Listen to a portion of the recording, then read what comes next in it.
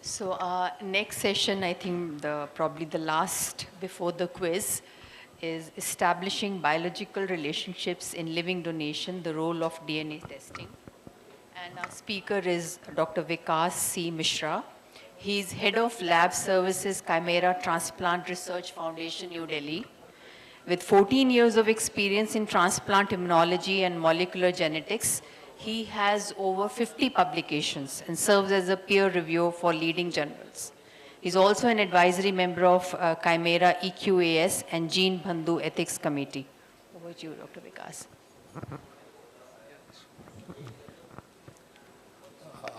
A very good afternoon to all of you. First of all, I'd like to thank Paras Hospital, Vaughan Foundation and Dr. P.N. Gupta sir for inviting me for this talk. So I know it's always difficult to focus on the last session of the day, but I will try to complete my talk within the provided time frame.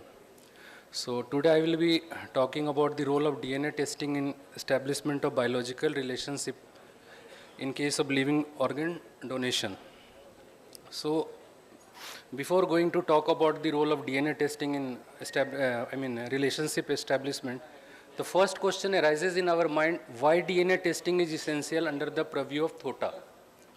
So as most of you are aware, that THOTA, that is Transplantation of Human Organ and Tissue Act, makes DNA testing mandatory in certain situations. Like as mentioned in subclause 2 of 18, that if in the opinion of competent authority, the relationship is not conclusively established after evaluating the above evidence, it may be in discretion direct further medical test, namely deoxyribonucleic acid, that is DNA profiling. And the next one, that is in third, it's also mentioned that the test referred to in subclause subrule 2 shall be done from a laboratory accredited with National Accreditation Board for Testing and Calibration Laboratories, that is NABL, and certificate shall be given in Form 5.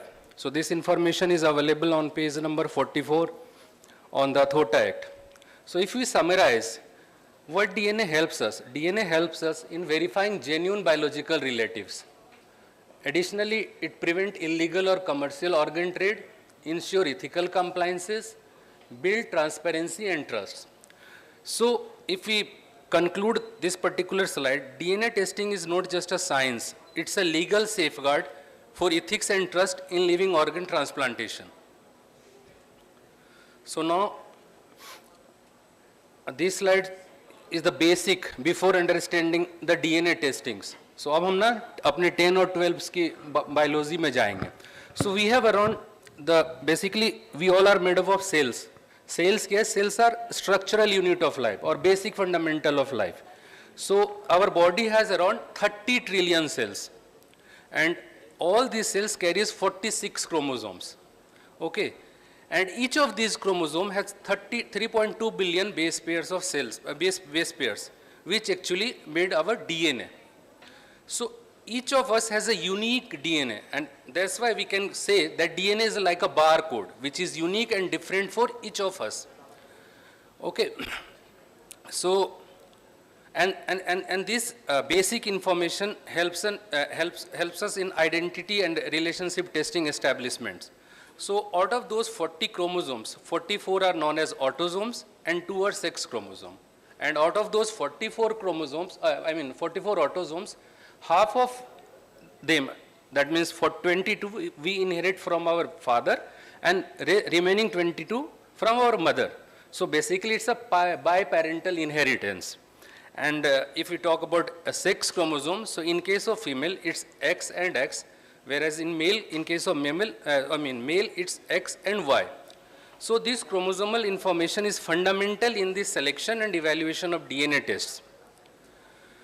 So basically, there are two terms. One term is nuclear DNA and another is a mitochondrial DNA. So most of our DNA are located in the nucleus. Okay, so these are called nuclear DNA. And that DNA we inherit half from mother and half from, father. But a small portion of DNA is also present in the mitochondria of these cells.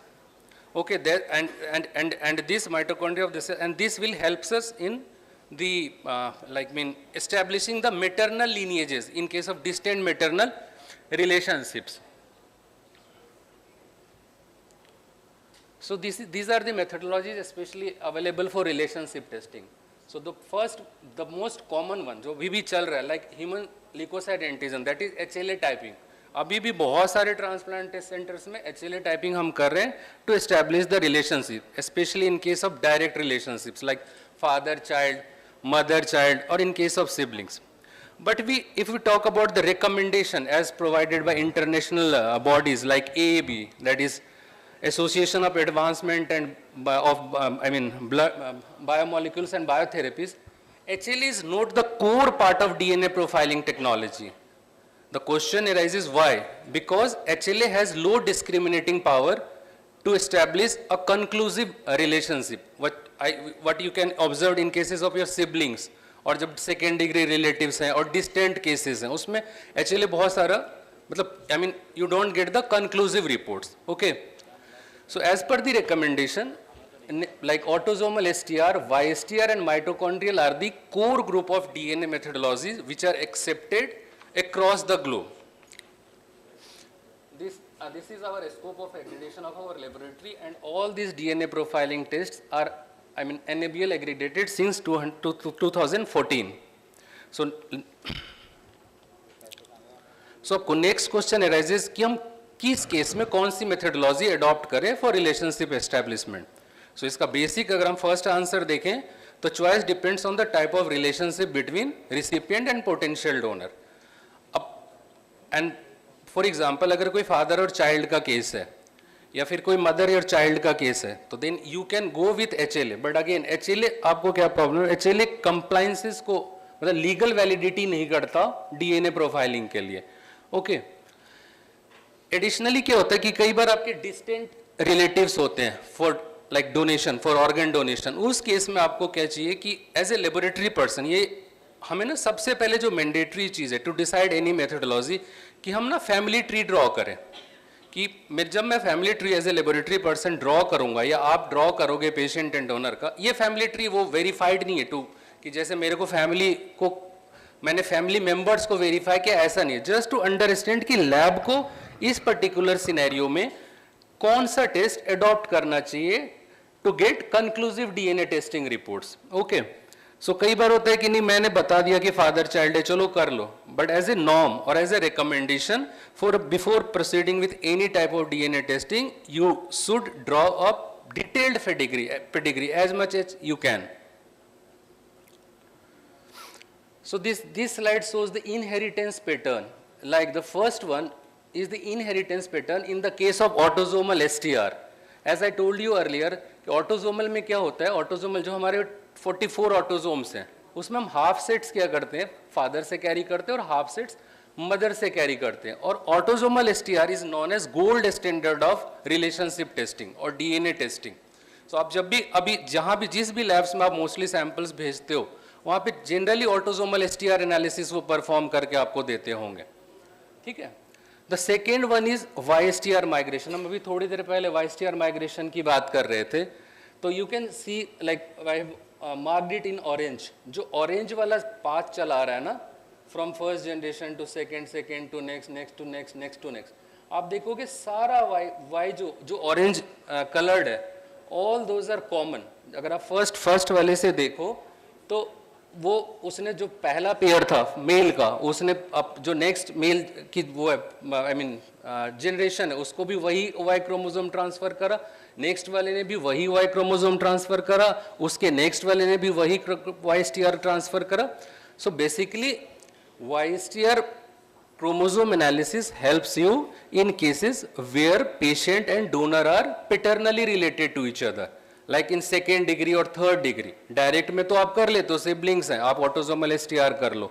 But जैसे जैसे generations में gap आता है ना, autosomes क्या है, for example एक mail और एक फीमेल है, एक बच्चा हुआ, उसने हाफ मेल हाफ अपने फादर से लिया, हाफ उसने अपने मदर से लिया. जब उस बच्चे की शादी हुई उसके अंदर जो जीन ट्रांसमिशन अब आगे फर्दर आगे की ऑफ स्प्रिंग से आगे की जनरेशन में होगा तो वो जो सेट है वो फादर का अलग हो. तो जैसे जैसे गैप्स बढ़ेगा आपको ऑटोजोमल STR एनालिसिस में कंक्लूसिव रिपोर्ट मिलना डिफिकल्ट होगा ठीक है। इसी वजह से क्या होता है, जैसे हम अभी एक केस डिस्कस कर रहे थे, उस केस में आप ऑटोसोमल एनालिसिस कर सकते थे, बट गैप की वजह से क्या हुआ होगा कि आपको जो एग्जैक्ट कंक्लूसिव रिपोर्ट था वो नहीं मिला। सो इन दैट केस कोई पेटर्नल कजन है, इवन वो थर्ड या फोर्थ जनरेशन में है, तो you can go for YSTR DNA analysis. Similarly in orange I mean pink highlighted, ये ना माइटोकॉन्ड्रियल माइग्रेशंस को दिखा रहा है। सो माइटोकॉन्ड्रियल DNA जो है it's a gift from mother to like हर चाइल्ड, और जो आगे वो चाइल्ड, वो माइटोकॉन्ड्रियल DNA एक्चुअली ट्रांसफर होता है टू बोथ द चाइल्ड। अगर वो मेल है तब भी मदर उसको ट्रांसफर करेगी, फीमेल है तब भी मदर उसको ट्रांसफर करेगी, बट जब उसका सब्सिक्वेंट ट्रांसफर होगा that is only through females. Okay, so आप अगर देखोगे ग्रैंड मदर ने अपना माइटो मदर को ट्रांसफर किया और उस मदर ने अपने सन और डॉटर दोनों को ट्रांसफर किया। You can marked in pink colour. But अब अगर इसकी जनरेशन आगे जाएगी तो देन सन अपनी माइटो को आगे ट्रांसफर नहीं करेगा। Okay, because mito is only transferred from female to subsequent generation. So इस डॉटर की जब शादी होगी तो अगेन ये माइटो आगे शिफ्ट होएगा। तो इन दैट केस अगर आपका डिस्टेंट मेटरनल रिलेशनशिप है और बीच में आपके कनेक्टिंग सैंपल्स अवेलेबल नहीं है, तो you can directly go for mitochondrial DNA analysis in case of distant maternal relationships. So this is a comparative slides for all the accepted DNA profiling technology. So the preliminary step before selecting any methodology is preparation of detailed family tree. Okay, the next one, in case of direct relationship, that means close kinship like father child, mother child or sibling, the preferred method for DNA technology is autosomal STR analysis. Why? Because of its high discriminatory power and direct inheritance pattern. The next one is paternal lineage or paternal male specific distant relations. Like paternal cousins, paternal uncle, nephew, like अगर हम अपनी बोले तो ताऊजी and भतीजा, ठीक है, चाचा एंड भतीजा, इस वाले केस में paternal grandfather, grandchild, YSTR would be the preferred methodology for relationship establishment. Why? Because of pattern of Y chromosome inheritance, male to male lineages. Okay. The next one is maternal lineage. That means female inherited distant relationships. In cases of maternal cousin, मासी वाले बच्चे हैं दोनों, like, या maternal uncle और niece, मामा भांजे हैं, मामा भांजी हैं, maternal grandmother और grandchild, नानी है, नाना. In that case, the preferred DNA profiling method is mitochondrial DNA analysis. Why? Because of pattern of maternally inherited. आपका जो mitochondrial DNA है वो female to female ट्रांसफर हो रहा है. एक केस हमने अभी थोड़ी देर पहले डिस्कस किया था, उसमें क्या था, वो कजन्स थे, वन फ्रॉम, एक ऊपर वाले जो उसके कजन्स थे, both are their parents are sibling actually. तो एक सिबलिंग से एक बेटा हुआ, दूसरे सिबलिंग से एक बेटी हुई. तो YSTR हम क्यों नहीं कर सकते थे?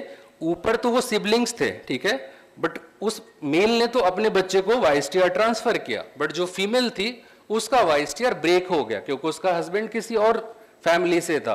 तो इस वजह से हम उस केस में YSTR नहीं कर सकते थे. उस केस में एक ऑप्शन बन सकता था, वो था ऑटोसोमल STR एनालिसिस. क्यों? आप जब भी DNA टेस्ट करने के लिए जाते हो ना, तो आपके पास ऑटोसोमल हमेशा एक ऑप्शन होता है. इसी वजह से हम इसको autosomal STR analysis is known as gold standard method. But problem क्या है ऑटोसोमल के साथ कि जैसे जैसे आपके डिस्टेंसेस बढ़ेंगे, गैप्स आएंगे फैमिली में, जनरेशंस बढ़ेगा, क्योंकि आपका एक सेट ऑफ ऑटोसोम्स जो है वो डिफरेंट होता जा रहा है. तो चांसेस है कि जब आप डिस्टेंट रिलेशनशिप के लिए जाओगे तो you get inconclusive report. What does it mean? It mean the data what we get from after the sequencing analysis is not in favour और not in denying the relationship. उसने ऐसा actually international norms ना autosomal STR analysis को की analysis की reporting को 3 categories में define करती है. फर्स्ट वन इज कि आपको कंप्लीट मैच मिल गया. द सेकेंड वन इज कि चलो उसने क्लियरली बोला data is not supportive for the claimed relationship. And third option is inconclusive. That means आपने जो टेस्ट किया क्योंकि वो डिस्टेंट था, गैप्स थी फैमिली में, तो आप उस केस में ऑटोसोमल STR ने आपको ये नहीं कहा कि ये सपोर्टिव नहीं है, और ना उसने ये कहा कि ये डेटा मिसमैच है. उसके पास स्ट्रेंथ ही नहीं थी ऑटोसोमल STR की जिसके बेस पर वो आपको बता सके कि वो रिलेटेड हैं या नहीं है। तो ऐसे केसेस में एज ए एडिशनल आप ऑप्शंस देख सकते हो कि फैमिली में कौन कौन से मेंबर्स अवेलेबल है। इसलिए laboratory always want to get a detailed pedigree, कि हम देख पाए कि अगर कुछ प्रॉब्लम हो रही है तो मैं किसी कनेक्टिंग सैंपल्स को लाकर क्या इस डीएनए प्रोफाइलिंग को कंप्लीट कर सकता हूं। So now I have prepared some case scenarios which would help you to understand these relationships कि किस में कौन सी methodologies preferred होगी। So any guesses कि first वाले relationship में क्या first वाला जो pedigree है family tree उसका patient और donor के बीच क्या relationship है? Any guesses? Father son. So any guesses which would be the preferred DNA? Autosomal STR analysis. The second one is case of siblings. Okay, जो patient और donor है, they are related as siblings. अब DNA profiling में एक और term आता है. Sibling is again categorized into two categories: full sibling and half sibling. What does it mean? ये है कि full sibling means they have common parents. उसके father और mother दोनों common है. Whereas half sibling means जो एक case discuss हो रहा था कि उसकी mother like step mothers थी और उसने, तो that means either parent common है, either वो mother से common है या father, जिसको हम in common language it call it as step brother or step sisters. ठीक है, तो ये full sibling का केस है. Why? Because their parents are common. ठीक है, तो इस केस में any guesses कि कौन सा autosomal STR analysis. Third one is a little complex than like prior to.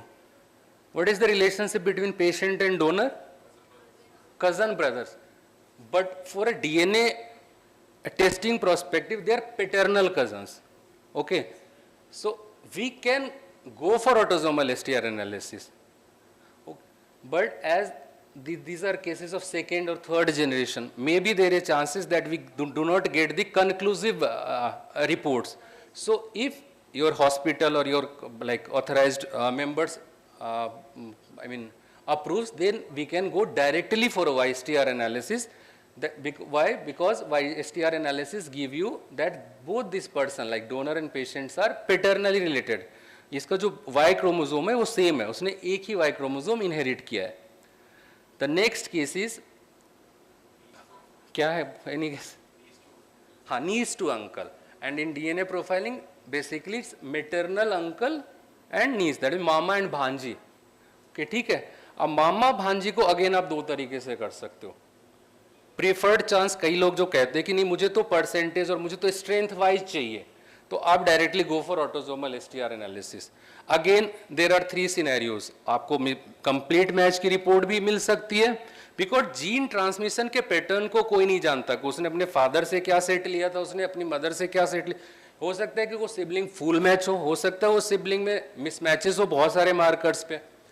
तो ऐसे केसेस में जब आप ऑटोसोमल करते हो तो आप एक चांस लेते हो कि आपके पास हो सकता है कंक्लूसिव रिपोर्ट ना आए. तो if you wish you can go directly for mitochondrial DNA analysis, जो आपको बिल्कुल क्लियरली इसकी देगा कि yes they have common maternal inheritance. कई बार क्या होता है कि अब एक सिनेरियो ऐसा भी हो सकता है कि कई बार कमिटीज कहते नहीं हमें तो ऑटोसोमल एसटीआर चाहिए जिसपे वो 99.99% और मेरे को वैल्यूज चाहिए. उस केस में आप क्या कर सकते हो कि अगर ये जो इनके पेरेंट्स अवेलेबल होते हैं, इस केस में है नहीं, तो आप उन दोनों को भी इन्वॉल्व कर लो और फिर आप 2 ऑटोसोमल या 3 ऑटोसोमल करके इसको कॉम्बिनेशन में भी इस फैमिली को, इस रिलेशनशिप को, इस चेन को कंप्लीट कर सकते हो. Fifth case is little bit complex. आप बताओ कि क्या क्या रिलेशनशिप है फिफ्थ केस का.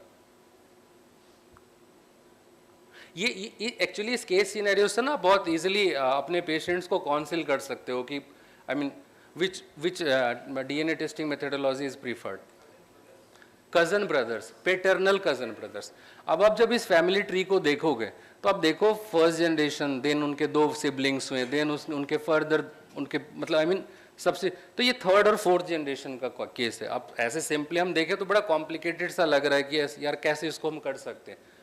But if you notice, both patient and donor have common YSTR lineages. इसके ना common YSTR है. पहले वाला जो मेल था जो स्क्वायर ब्रैकेट है, उसने अपने दोनों बेटे को YSTR पास ऑन किया.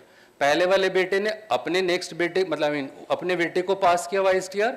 जो सेकेंड वाला बेटा था उसने भी YSTR अपने सारे मेल्स जो उसके बच्चे हैं, आई मीन जो बेटा है उसको पास किया, और उसने पेशेंट को पास किया है और इधर वाले ने अपने डोनर को पास किया, तो दे हैव कॉमन YSTR। तो इस केस में आप फोर्थ इवन फिफ्थ जनरेशन में भी अगर वो कॉमन पाथ है तो आप बहुत इजीली इनके YSTR के थ्रू आप इनके रिलेशनशिप को एस्टैब्लिश कर सकते हो। द सिक्स्थ केस का रिलेशनशिप, हाँ अब मैं इसको सिंप्लीफाई करता हूँ। जैसे पेशेंट है ना, पेशेंट की नानी, ठीक है, ग्रैंड मदर का भाई का बेटा डोनर है एक्चुअली। अब हम अगर नॉर्मल सर्कमस्टांसेस में देखें तो बहुत कॉम्प्लिकेटेड है। हम डायरेक्ट हमेशा ऑप्शन, हमारे पास एक ऑप्शन होता है डीएनए में, आप किसी भी जनरेशन के लिए ऑटोसोमल कर सकते हो, बट ये नियर इम्पॉसिबल है कि अगर हम इसको डायरेक्ट करेंगे तो हमें कोई कंक्लूसिव रिपोर्ट मिलेगा। ओके, सो इस केस में हमारे को ना कनेक्टिंग सैंपल की रिक्वायरमेंट है कि हम जब हम ये देखेंगे कि हमारे को क्या क्या ऑप्शंस अवेलेबल है। तो एक ऑप्शन जो हमें लगता है वो है कि हम फर्स्ट के साथ फर्स्ट और 3 जो है ना वो माइटोकॉन्ड्रियल कर सकते हैं, ठीक है। क्यों? क्योंकि जो थर्ड मार्क्ड है और जिस फीमेल जो नानी है वो उन दोनों के अंदर कॉमन माइटोकॉन्ड्रियल डीएनए है, ठीक है ना। उस फीमेल ने अपने थर्ड डॉटर को भी माइटो दिया और फोर्थ जो थर्ड मार्क्ड पर्सन है, मतलब जो सन है उसको भी माइटो दिया। उस डॉटर ने जो थर्ड नंबर पे है, जिसकी वो जो पेशेंट है जिसका ग्रैंडसन, उसने अपनी डॉटर को माइटो पास किया और उस लेडी ने फिर पेशेंट को माइटो पास किया। तो एक्चुअली हम 1 और 3 को माइटोकॉन्ड्रियल डीएनए एनालिसिस से एस्टैब्लिश कर सकते हैं कि दे हैव कॉमन मैटरनल लीनिएजेस। और फिर जो थर्ड मार्क्ड है ना, दैट थर्ड मार्क जो पर्सन है, अगर हम उसको देखें तो जो डोनर है वो एक्चुअली ब्रदर का बेटा है। ओके, सो चाचा एंड भतीजा। तो हम इसमें ना दो डीएनए टेस्टिंग करके between 1 and 3 we can do mitochondrial DNA analysis and between 3 and 2 we can do YSTR analysis. So on the basis of 2 DNA profiling test we can complete this relationship. But alone ये बहुत difficult है। तो अब basically जब भी कोई test आए तो आपको एक तो आप लोगों की आई थिंक जो भी मैंने मतलब सेशन सुने कि कोई वेरीफाइड पेडिग्रीज होती हैं, बट आपको अपने लेवल पे एक पेडिग्री ड्रॉ करनी चाहिए। और दूसरी चीज़ क्या है, ड्रॉ क्यों रिकमेंडेशंस कहते हैं कि पेडिग्री ड्रॉ करनी चाहिए, बिकॉज कई बार क्या होता है, जैसे इस केस को हम लें और हो सकता है ये जेन्यून केस ना हो, ठीक है, ऐसा भी हो सकता है कि ये जेन्यून ना हो, उसने बस जस्ट पेडिग्रीज बना दी हैं ऐसी कि ऐसा है वैसा है, और ये मिसमैच आ जाए। फिर वो कई बार ऐसे सिचुएशन, यार इसने तो ना पेशेंट ऐसे नहीं मामा नहीं चाचा बोल रहा था, तो एटलीस्ट जो डीएनए टेस्टिंग लेबोरेटरी है वो ये बता पाएगी कि देखो ये क्लेम्ड रिलेशनशिप या जो भी रिलेशनशिप आपने हमें दिया है, इंफॉर्मेशन दिया है, ये आपकी दी हुई इंफॉर्मेशन है, उसके बेस पर किसी लैब ने डीएनए टेस्ट परफॉर्म किया है। तो ये लैब को भी सेफगार्ड करता है पेडिग्री, कि ये मैं नहीं कह रहा हूँ कि मैंने आपको नहीं मामा ताया या चाचा भतीजा बनाया है। So this is a term chain of custody. It is too important term for a laboratory who do DNA testing. What does it mean? It means a documented, unbroken process that tracks the handling and movement of a sample from the time it is collected until it is delivered to the testing facility. अब क्या situations है कि चलो मैं आया, मैंने पारस hospital में 2 samples लिए, फादर और सन का, या कोई भी सैंपल लिया जिसका मुझे रिलेशनशिप है। हो सकता है कि मैंने उसको जस्ट 2 ट्यूब्स में लिया और लेकर निकल गया, रास्ते में ट्यूब मेरा पर्सन जो कलेक्शन का है वो भी चेंज कर सकता है, या कोई हॉस्पिटल स्टाफ कर दे या कोई फैमिली मेंबर कर दे। तो रिकमेंडेशंस कहती हैं कि laboratory who do DNA profiling test, they have the system in place, जिससे कि उसका chain of custody maintain. Chain of custody, आपने सैंपल लिया, आपके कस्टडी में सैंपल आया, जब तक वो लैब में डिलीवर हुआ आपने उसकी चेन को मेंटेन किया, वो चेन ब्रोकन नहीं हुआ, अनब्रोकन प्रोसेस है। आप डीएनए प्रोफाइलिंग टेस्ट कर रहे हो, कल को आपको कोई लीगल डिस्प्यूट्स होता है, तो अगर आपने डीएनए प्रोफाइलिंग टेस्ट करने से पहले उसकी चेन ऑफ कस्टडी को मेंटेन नहीं किया है, तो it will be very difficult for you to जो भी उसकी implications होंगी। So we have published a paper on chain of custody, a vital component of DNA profiling for establishing biological relationship among close relatives in Indian Journal of Transplantation. So our lab has designed its own tamper proof bag, जो कई सारे लोग आप लोग को पता भी होगा. So once we collected the sample, it is packed inside the authorized person, sealed in that place only, और फिर उस पर वो सिग्नेचर्स और वो सारी चीज़ें जो भी हमें करनी होती हैं वो किया. इन केस अगर ये कहीं पे ब्रेकेज हुआ, हमारे बच्चे ने ही, हमारे कलेक्शन पर्सन ने किया, तो हमें बहुत ईजिली आइडेंटिफाई हो सकता है कि इस सैंपल के साथ बीच में कोई ना कोई प्रॉब्लम आई है. So next couple of slides are too technical. अब हम लोग बहुत सारी बातें करें लाइक STRs. तो basically it's a short tandem repeats. ये क्या होता है ना कि जैसे हमारे DNA है, अब DNA में तो बहुत सारे बेस पेयर है, मैंने बताया ना अर्ली, बट ये जो है ना 2 to 6 बेयर्स है, बेस पेयर्स का होता है, बहुत यूनिक होता है. सो these are short repeated sequence of DNA which is 2 to 6 base pair long that accounts for approximately 3% of the human genome, and most STRs are found in the non-coding region while only about 8% located in the coding regions. So आप में से बहुत सारे लोगों ने जब autosomal की report देखी होगी ना, तो उसमें बहुत सारे टर्म्स होते हैं, PI, CPI, लाइक मार्कर का नाम. सो ये इसका मतलब क्या है? बेसिकली जब आप मार्कर्स देखते हो ऑटोसोमल में तो बहुत सारे नंबर्स होते हैं. तो just for example I have taken D3S1358. What does it mean? It mean DNA stands for DNA, 3 is the chromosome number, S for STR, and 1358 is unique identifier. जो PI है basically मैंने paternity index लिखा, but it's in scientific terminology और correct terminology it's likelihood ratio. जब ये father child के बीच हुआ देन इट्स पेटर्निटी इंडेक्स, अगर मदर चाइल्ड के बीच हो रहा है then it's called MI maternity index, और अगर ये डिस्टेंट रिलेशन के केस में हो रहा है then it's known as RI relationship index. Okay, ये क्या है कि a calculated value for a single genetic marker और locus that represents the statistical strength or weight of that marker in supporting or opposing a biological relationship based on the genetic profile of the individuals tested. Whereas CPI, that is cumulative probability index. So technically it is called as cumulative likelihood ratio. In case of father child, again it's CPI. In case of mother child, it's CMI. In case of distant relative, it's CRI. The product of all individual PIs, paternity index, across tested genetic marker. It shows how many times more likely it is that the tested man is the biological father compared to randomly selected unrelated men from the same ethnic background. एक और term बड़ी common होती है autosomal STR analysis में, that is 99.999%. What does it mean? It means it indicates that for an individual who is not excluded means who is matched, okay, by DNA testing, there is a 99.99% statistical confidence that the tested biological relationship, for example parent child, sibling, grandparent, grandchild, is true. So these are the interpretations section now. So as per the AABB guideline or CODIS and Federal Bureau of Investigation, if LR, that is likelihood ratio, or paternity ratio is greater than 10, it is a strong evidence supporting the claimed relationship. Whereas if the likelihood ratio is between 0.1 and 10, then it is inconclusive, cannot confirm or deny the claimed relationship. Whereas if likelihood ratio is less than 0.1, it is a strong evidence against the relationship.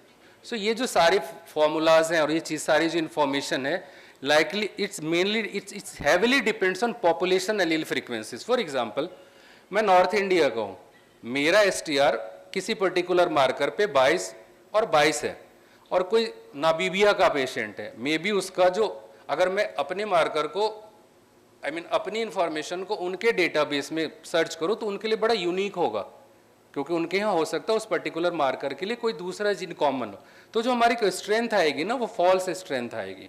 तो जब भी कई labs, जो भी labs DNA करती हैं particularly उनके पास उनका उस पॉपुलेशन का डेटा सेट होना चाहिए.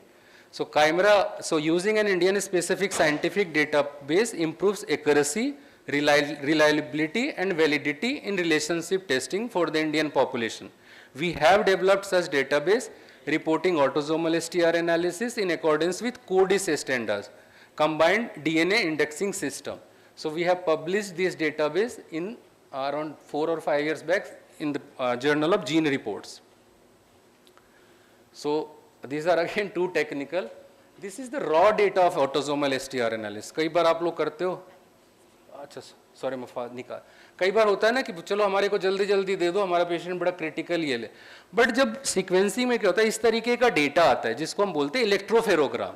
यू कैन सी कि पिक्स हैं, वैल्यूज हैं, बहुत सारा. So you need a technical person who is well aware about like science behind the STR, sequencing and bioinformatics, and that then you get such type of reportable format. मैं बहुत fast. See ये दो reports हैं, one is maternity, one is between mother child and another is between father and child. So you can see in maternity it is written as combined maternity index is written as 0 and probability of maternity is written as 0, whereas in case of father child there is a huge number in front of combined paternity index and its probability is 99.99%. What does it mean? It means father and son relationship is matched, whereas maternity is mismatched. ये ना real case है कुछ दिन पहले का, and this family is annoyed with us, abusive, everything. ये कैसे possible है कि मैं इसकी biological mother नहीं हो सकती? फिर जब हमने discussion किया, ये समझने की कोशिश करी, तो then we got aware कि ये जो बच्चा है ना, इट इज़ फ्रॉम IVF, ये IVF से हुआ है. तो एक्चुअली जब IVF हुआ होगा तो उसने क्या किया, उस बायोलॉजिकल मदर की जगह डोनर एग्स लिए होंगे, इस वजह से क्या हुआ, ये मैच नहीं आया. तो एज ए लैब आपको ये भी रखना है कि लेबलिंग, इंफॉर्मेशन जितनी आप ले सकते हो. और ये देखो आप 21 मार्कर्स हैं, तो इस पैरामीटर्स पे आप करते हो. ये YSTR interpretation, as I told you earlier, if two tested individuals have the same YSTR profile, then they have the identical values on all the locus. That means all the just 2 minutes.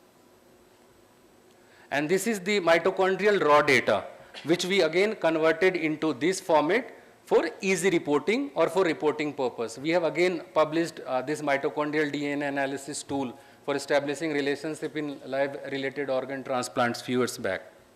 So to conclude, DNA testing provides scientific certainty in donor verification, ensures ethical transplantation under THOTA, build trust and transparency in organ donation. So this is not just about rules, it is about saving lives while maintaining fairness. So Chimera Lab is equipped with all the DNA testing facility, and we have we have NABL accredited since 2014. So हम लोग सारी ना DNA fingerprinting की just 2 slides. So any guesses who is this gentleman? He is known as father of DNA fingerprinting across the globe. He is Sir Alexander Zafari, who discovered DNA fingerprinting in 1984. Any guesses who is this gentleman?